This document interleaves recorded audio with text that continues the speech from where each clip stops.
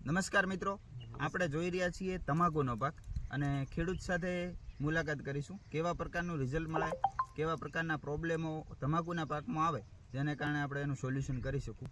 નમસ્કાર, શું નામ છે આપણું? મારું નામ રાઠોડ કીર્તિભાઈ ખાનાભાઈ, ગામ જેટા.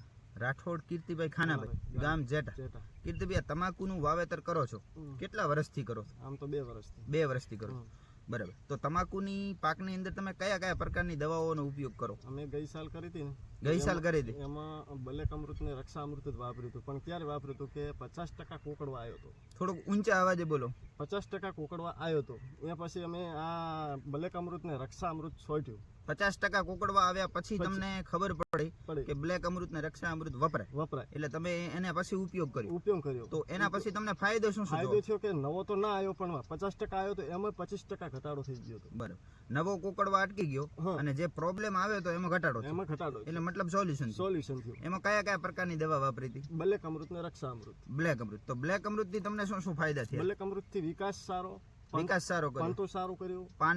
પંતો એટલે મતલબ પાનની સાઈઝ મોટી ને જાડી બને. આપણે આ તમાકુનું પોનરું ડળે સડે, બરાબર, એવું ડળે સારું આવ્યું. બરાબર. એને પછી એમાં એક બીજું કે રક્ષા અમૃત ને બ્લેક અમૃતમાં ભાવમાં સારી રીતે બધા બીજી દવાઓ કરતા સસ્તી દવા. ભાવમાં સસ્તી એટલે ખર્ચો ઘટે.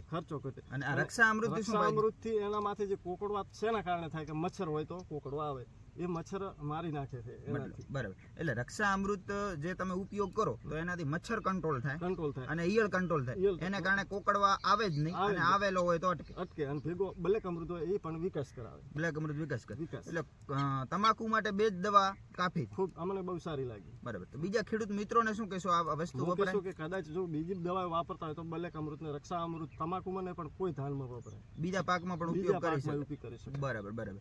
અને તમને ખર્ચામાં બીજી દવાઓ વાપરો અને આ દવા વાપરો, એમાં તમને આમ કેટલો ઘટાડો જોવા મળે? ઘણો ઘટાડો. આ 2 વયની દવા બ્લેક અમૃત 500 ગ્રામ 1 લીટર અને રક્ષા અમૃત 500 ગ્રામ, 2 નો 1050 રૂપિયા અંદાજે 1100 રૂપિયા થાય. એવો એક ડોઝ નો ખર્ચો આવે છે. 1100 રૂપિયા. બીજી દવા આટલી લાવી હોય તો ઓછામાં ઓછા 2500-3000 નો ખર્ચો આવે. આ 1100 રૂપિયામાં આવે. બીજી કોઈ આટલી દવા તમે આટલા પંપ બનાવવાની દવા લાવો તો 2500 રૂપિયાનો ખર્ચો પહોંચે. મતલબ તમને 50% જેટલો ઘટાડો જોવા મળે. મતલબ રિઝલ્ટ થી તમને સંતોષ છે. તો નમસ્કાર મિત્રો, તમાકુ હોય, એરંડા હોય, રાયડું હોય, વરિયાળી હોય, જીરું હોય, ઈસબગુલ હોય, રજકો હોય, મકાઈ હોય, કોઈ પણ પ્રકારના શાકભાજીઓ, મરચાં હોય, રીંગણો હોય, તો એની અંદર બ્લેક અમૃત, રક્ષા અમૃત દરેક પાકની અંદર વાપરી શકાય.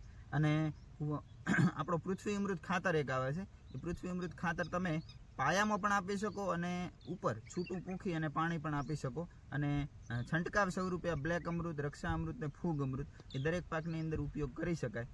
ઓકે, તો બસ.